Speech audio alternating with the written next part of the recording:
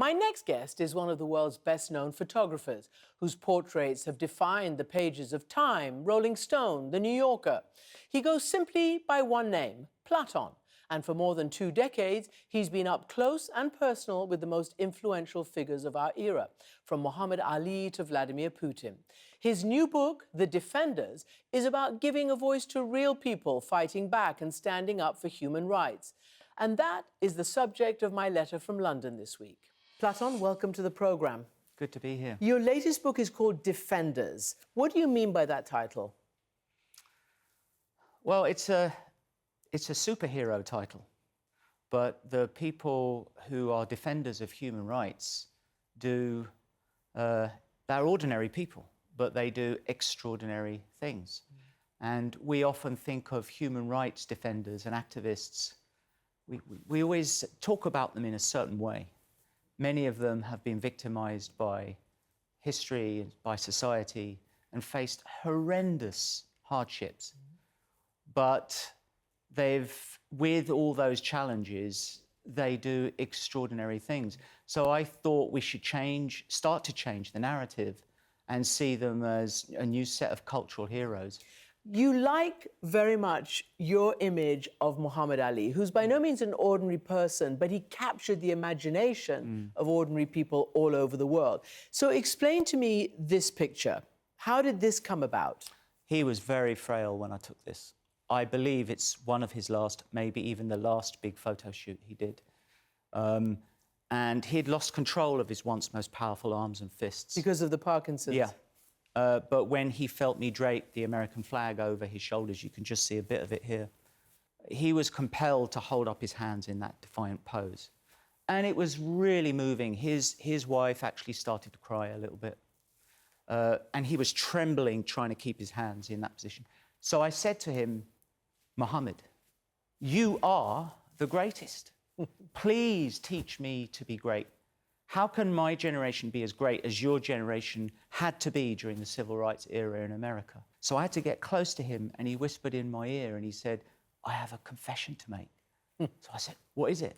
And he said, I wasn't as great as I said I was. Oh, my goodness, I freaked out. That's the biggest confession I ever heard in my life. And I said, the whole world knows you as Ali the greatest. But then he said, you misunderstand me. I'll tell you what was great. And it wasn't me.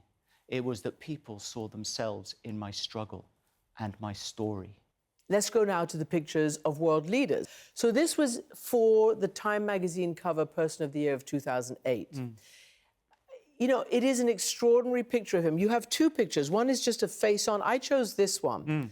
Everything you want to know about Putin is summed up in that picture, as far as I'm concerned. I mean, he's performing power.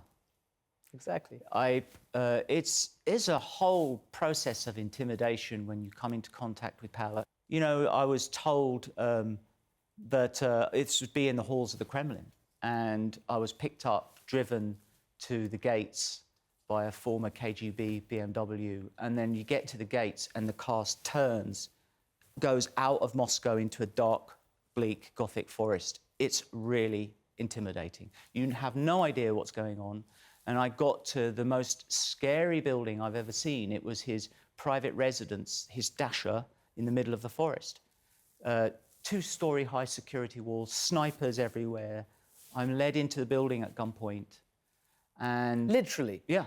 And then the entourage comes in, and he has 2 translators who whisper into his ear, whole team of advisors, and a gang of bodyguards. And I nervously said, Mr. President, before we capture a moment of history, I have a question to ask you. I said, I was brought up by my mum and dad listening to the Beatles, and I'd like to know if you ever listened to the Beatles. And in Russian, he orders the 2 translators and all his advisors out of the room immediately. The bodyguards stay. And then Putin turns to me, and in perfect English, he says, I love the Beatles. So I said, I didn't know you spoke English. He said, I speak perfect English. So I said, who's your favourite Beatle? He said, Paul. I said, interesting.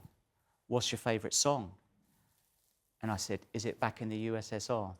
And then he said, no, my favourite song is yesterday. That is before, I think, he made his big speech, warning the West that he wouldn't tolerate any expansion, before he invaded and annexed Crimea, before, obviously, the second full-scale invasion, and before he became a pariah. And in those intervening years, you also took pictures of the opposition, notably Pussy Riot. So let's talk about this. Everyone probably knows them like this, hardcore feminist punk rock group who speak truth to power against Putin's excessive nationalism. But what happens if you remove those aggressive masks? You see something different. And this is Nadia and Masha after they were released from prison. They paid a heavy price for their support of women's rights and LGBTQ rights in their country. There are leaders sometimes who will define history for better or worse. Donald Trump, Benjamin Netanyahu, Vladimir Putin. Platon has photographed all three. In fact, he's photographed more than 40 world leaders, including 3 US presidents. But it was Trump who surprised him the most.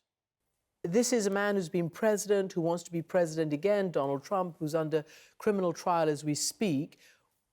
What was that setup? What were you saying? I mean, he's way at the back of the frame. This is, I've been told, one of his favourite rooms. It's the boardroom in Trump Tower, where everyone would get fired in his TV show. This is where he exercised power as a rehearsal, I think, for the presidency. I remember saying to him, Donald, let's just be human. When was this? This is before he was president, before even the election campaign started properly. Yeah. And I said, let's be human together. I said, we've all followed your career. No one can doubt it's an extraordinary career path you've had, but there's always something about you.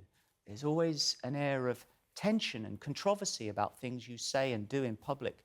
And I'm sure it's intentional on your part, but it feels to me as if you're in the middle of an emotional storm. And I said, I can't live with that anxiety all the time. As a fellow human being, I'd like to know how you weather the storm.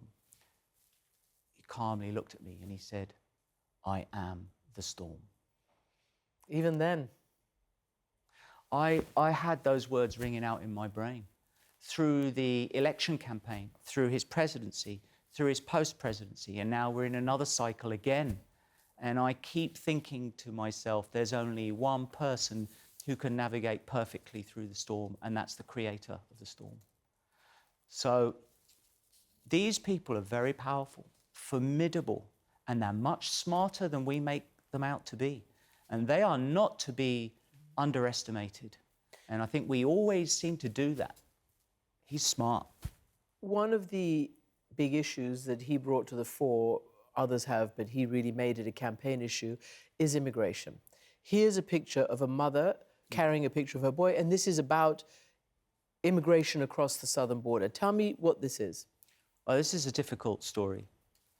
Her name is Femina. She's from Guatemala, country ravaged by conflict, abject poverty, corruption, gang violence.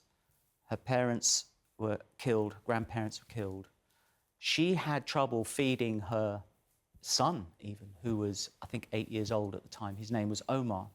So she made the most difficult decision a mother could make, which is to leave your son behind with family members, cross over borders into the dangerous, deadly Soronan Desert. Because we also have a big picture of the morgue you took in Tucson. Yeah. This is actually, sorry, this is the morgue, yes. And it was actually her son.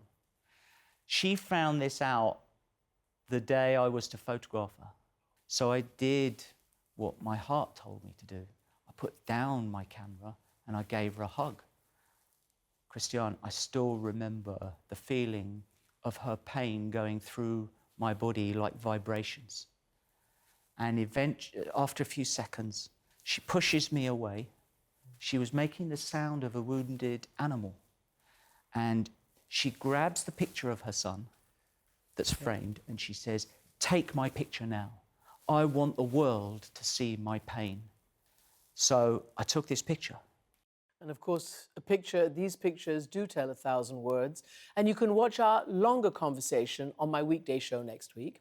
And as always, you can find all of my interviews online at amanpour.com.